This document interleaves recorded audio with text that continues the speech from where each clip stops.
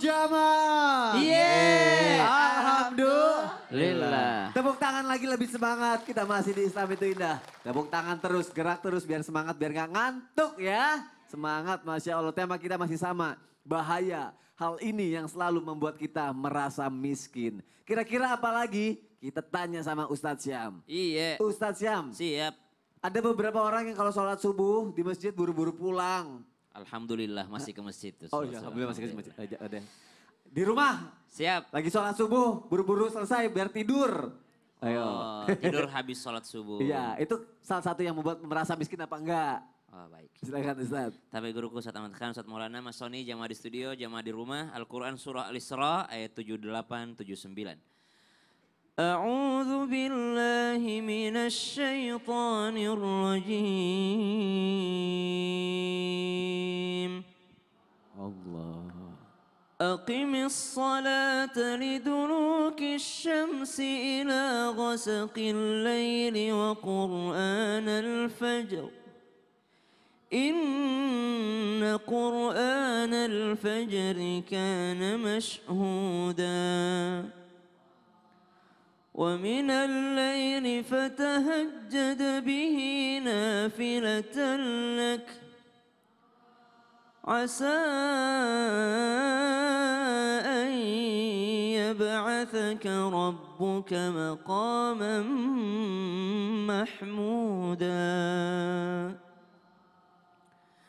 Maka ketika ditanyakan apakah salah satu penyebab kemiskinan adalah tidur setelah sholat subuh, maka ulama kita memakruhkan untuk tidur setelah sholat subuh apatah lagi tanpa alasan.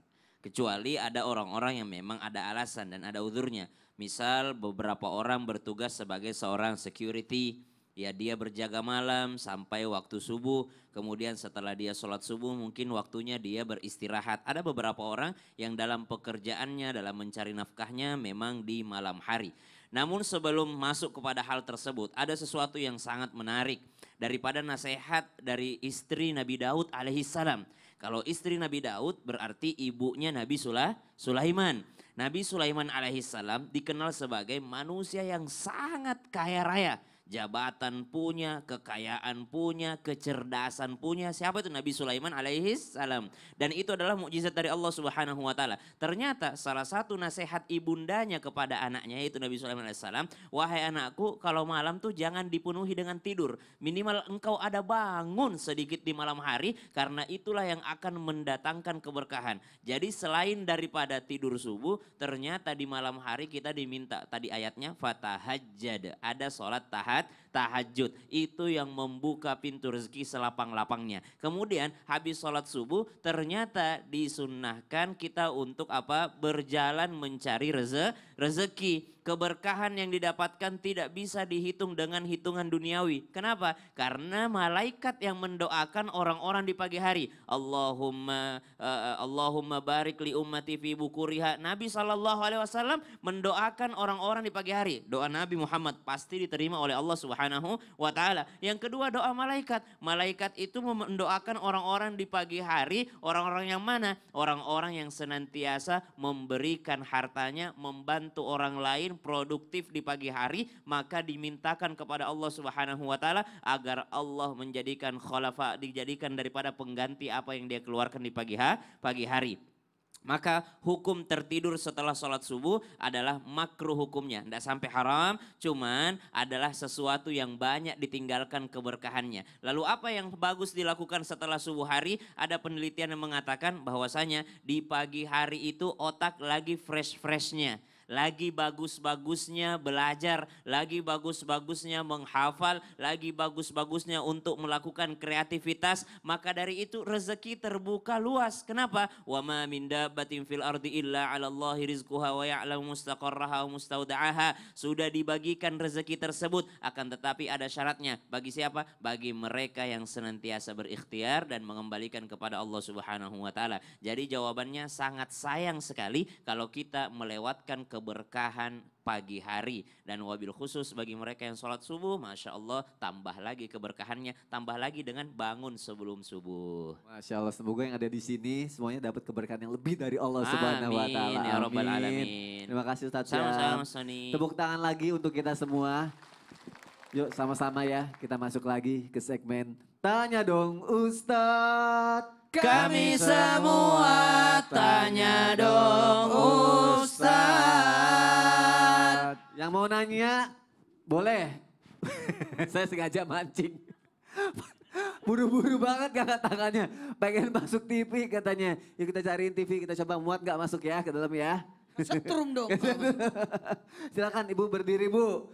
Ibu namanya siapa sih? Dari mana? Kenapa pengen banget masuk TV? Kami di sini tanya dong Ustadz. Suaranya sih bagus, biasa tapi Salah lirik. salah lirik. Siap, sengaja. Assalamualaikum warahmatullahi wabarakatuh. Waalaikumsalam warahmatullahi wabarakatuh. Nama saya Ya. Fatun Nurjannah dari Masjid Ta'lim Raudatul Jannah. Mutmainah menuju husnul khotimah. Amin. Amin. Yang saya tanyakan Ustadz, Ya. Al-Mukarram Ustadz Maulana. Oh, oke. Si Ustadz, kok nengok ke situ? Ada dipanggil. Anak saya Ustadz, Ya. Ya. senangnya tuh duduk di depan pintu. Nah yang saya tanyakan Ustadz, apakah hal itu penyebab dijauhkannya jodoh, juga penyebab miskin? Iya. Demikian mohon arahan. Terima kasih. Wassalamualaikum warahmatullahi wabarakatuh. Waalaikumsalam warahmatullahi wabarakatuh. Selamat ya Ibu berhasil masuk TV sekarang. Selain berhasil masuk TV, Iya. dia gini supaya cincinnya masuk TV. Oh iya. Silakan Ustaz Maulana dijawab. Ibu dan cincin-cincinnya berhasil masuk TV.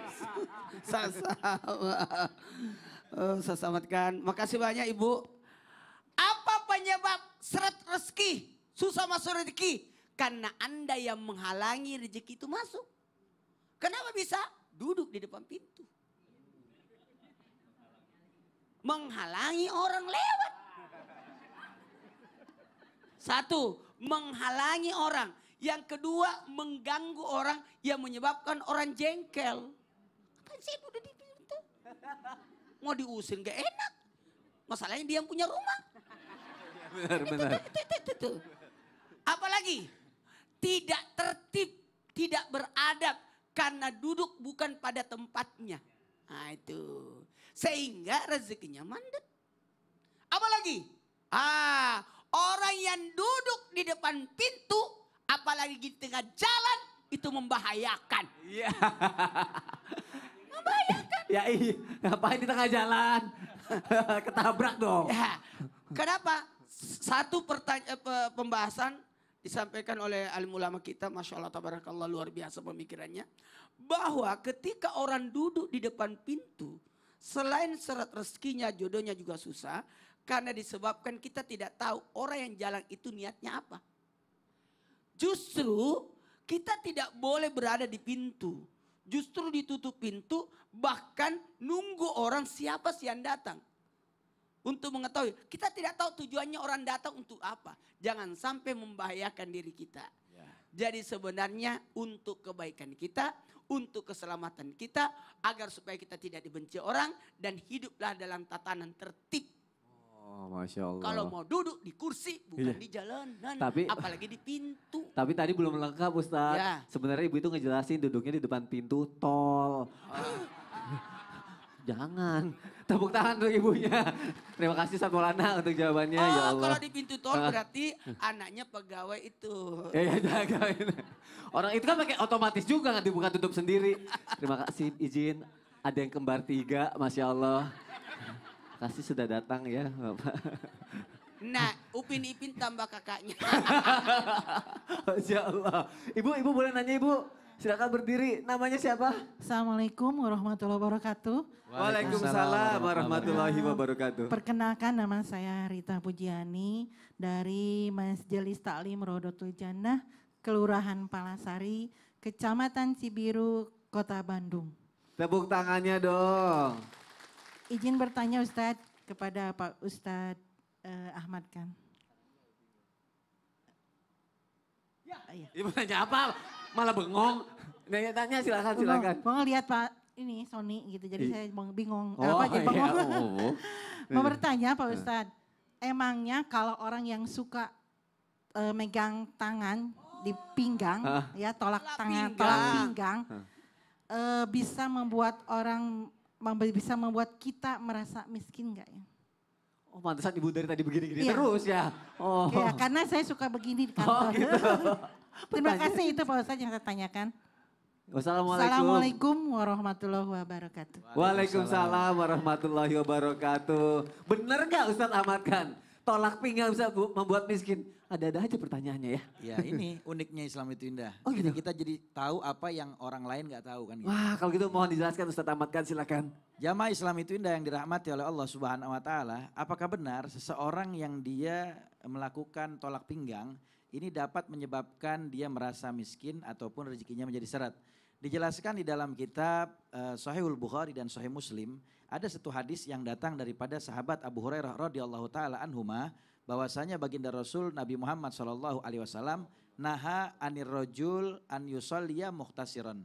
Baginda Rasul Nabi Muhammad sallallahu alaihi wasallam melarang seseorang yang ketika sholat itu dalam keadaan muhtasiron. Apa itu muhtasiron? Al-Imam Ibnu Hajar rahimahullahu taala di dalam kitab Bulughul Maram beliau menjelaskan makna muhtasiron adalah meletakkan kedua tangannya ya di pinggangnya. Kalau bahasa kita namanya tolak pinggang. Ya, bukan tolak tangan. Kalau tolak tangan begini. Beda. Tolak pinggang ya. Jadi Rasulullah melarang ya kita sebagai umat muslim melaksanakan sholat dalam keadaan meletakkan tangannya di pinggang atau kita sebut dengan tolak pinggang. Dan kenapa ini dilarang? Kata Sayyidatuna Aisyah radhiyallahu taala anha warḍah, diterangkan bahwasanya yang namanya tolak pinggang ini adalah salah satu amalia perbuatan orang Yahudi. Perbuatan orang Yahudi, makanya dilarang oleh baginda Rasul Nabi Muhammad sallallahu alaihi wasallam. Jangan kita menyamai amalan perbuatan mereka. Karena di dalam satu hadis riwayat Imam Abu Daud dikatakan man tasyabaha biqaumin fahuwa minhum, siapa orang yang menyerupai perbuatan suatu kaum maka sama seperti golongan mereka. Makanya dilarang jangan kita tolak pinggang karena perbuatannya orang Yahudi. Dan ini juga dijelaskan oleh Al-Imam Syekh Umar bin Ahmad Baroja di dalam kitab Akhlaqul Banin bahwa kenapa seseorang itu tidak boleh tolak pinggang, apakah di dalam sholat, begitu juga ketika di luar sholat sebagai bentuk adab. Kenapa? Karena orang yang tolak pinggang ini ciri orang yang sombong. Dan biasanya kan orang sombong begitu, tangannya di mana? Di pinggang. Pinggang. Ya, jalannya petantang petenteng. Wah, mentang-mentang juragan kontrakan, ya 6 kali pergi haji, tangannya di pinggang. Ya, orang kaya kan begitu. Nah, ini ciri orang sombong. Nah, orang sombong ini memiliki ciri melakukan tolak pinggang. Maka kita sebagai orang mukmin jangan menyerupai mereka. Kenapa? Karena kita bisa memiliki sifat yang namanya sifat sombong. Dan ini yang menyebabkan kita akan selalu merasa miskin. Dan ini juga menyebabkan rezeki menjadi seret. Maka hal-hal yang seperti ini, adab-adab yang dianjurkan di dalam Islam, ya maka kita mesti lakukan. Ya, yang dilarang jangan kita kerjakan. Oleh sebab itu, baginda Rasul Nabi Muhammad SAW mengingatkan kepada kita, ya jangan jadi orang sombong. Karena orang sombong itu dibenci Allah. Dan salah satu sifat orang sombong tolak pinggang. Nah, Berarti, ini yang bikin jadi miskin. Nah itu. Gitu, ya. Mendingan daripada disangka sombong, mendingan dikasihanin orang. Makanya tolak punggung. Ada lagi. Orang kasihan nanti sama ibu jadinya. Terima kasih Ustaz Ahmad Khan untuk penjelasannya. Tepuk tangan untuk guru-guru kita, tepuk tangan untuk jamaah yang sudah bertanya. Masya Allah, bagus pertanyaannya. Ya, kalau di sini jangan tolak pinggang, yang lain merasa sempit. Silakan. Terima Ibu, kasih. berdiri namanya siapa? Ya. Bismillahirrahmanirrahim. Assalamualaikum warahmatullahi wabarakatuh. Waalaikumsalam warahmatullahi wabarakatuh. Kenalkan, nama saya Maria Dian, ya, asli Bandung.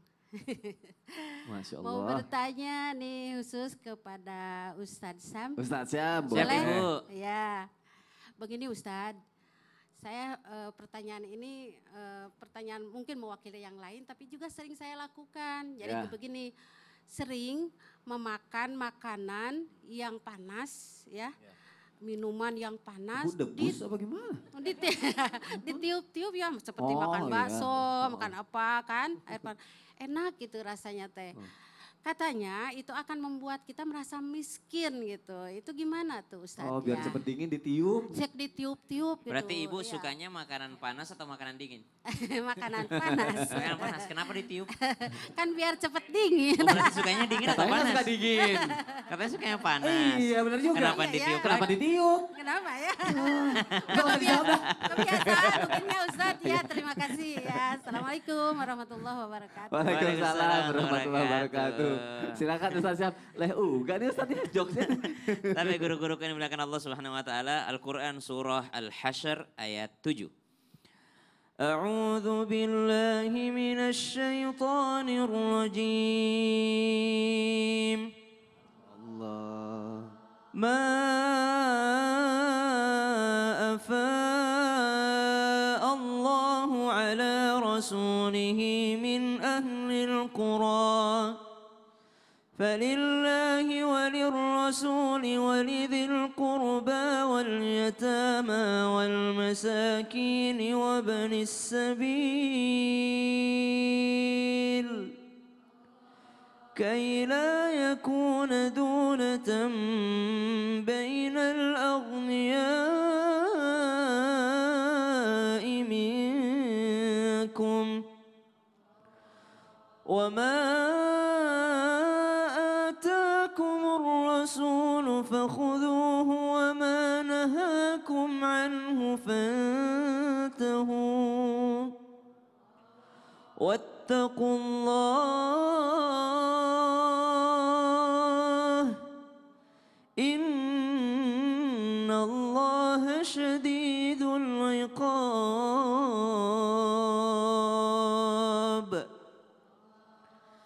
Meniup daripada hidangan yang masih panas, berarti dia maunya makan yang dingin berarti. Karena ditiup ataupun dikipas. Ini adalah salah satu yang dilarang oleh baginda Nabi besar Muhammad sallallahu alaihi wasallam. Ada satu riwayat dari sahabat Abdullah bin Abbas radhiyallahu anhu radhahuma, beliau meriwayatkan tentang pelarangan meniup ataupun mengipas makanan yang sudah dihidangkan yang masih panas. Kenapa? Kata ulama salah satu daripada penyebabnya karena itu akan memunculkan sifat tergesa-gesa. Ini orang tidak sabar, tergesa-gesa. Dan tergesa-gesa itu adalah sesuatu yang dicela dalam ajaran Islam. Maka itu yang pertama. Yang kedua, ternyata ulama berbeda pendapat. Yang mana sebenarnya yang dilarang? Makanan dan minuman yang apa yang dilarang? Ternyata dalam madhab yang lain menyebutkan yang dilarang ditiup itu kalau makanannya makan bersama. Kalau makanannya makan bersama. Tapi kalau makanannya akan dikonsumsi sendiri tidak sampai ada pelarangannya. Namun orang yang berhati-hati tetap aja kalau sudah dilarang sama Nabi mau makan bersama, mau makan sendiri. Pokoknya saya mutabah sama Nabi. Saya ikut aja sama Nabi SAW. Kalau Nabi melarangnya mau itu hukumnya haram ataupun hanya makruh saja tetap tidak mau dilakukan. Berarti ada suatu keberkahan di sana kenapa Nabi melarangnya. Dan ini ternyata berkaitan dengan kesehatan. Apa yang kita tiupkan itu adalah sesuatu yang tidak sehat untuk makanan. Kalau dia masuk ke dalam tubuh maka itu tidak sehat bagi tubuh. Suka serba salah ya. Kenapa? Makanan dingin dipanasin, udah panas ditiup biar dingin gitu. Subhanallah. Kayak tergesa-gesa dan seakan-akan dia punya banyak waktu. Padahal waktunya bisa dipakai dulu untuk yang lain. Sembari menunggu makanannya hangat. Masya Allah. Terima kasih Ustaz Syam Siap. untuk penjelasannya. Terima kasih jamaah sudah bertanya, boleh tepuk tangannya Masya Allah. Jamaah yang ada di rumah setelah ini kesempatan jamaah pertanyaannya akan aku bacain ya. Tetap di Islam itu Indah. Jamaah, oh jamaah, alhamdulillah.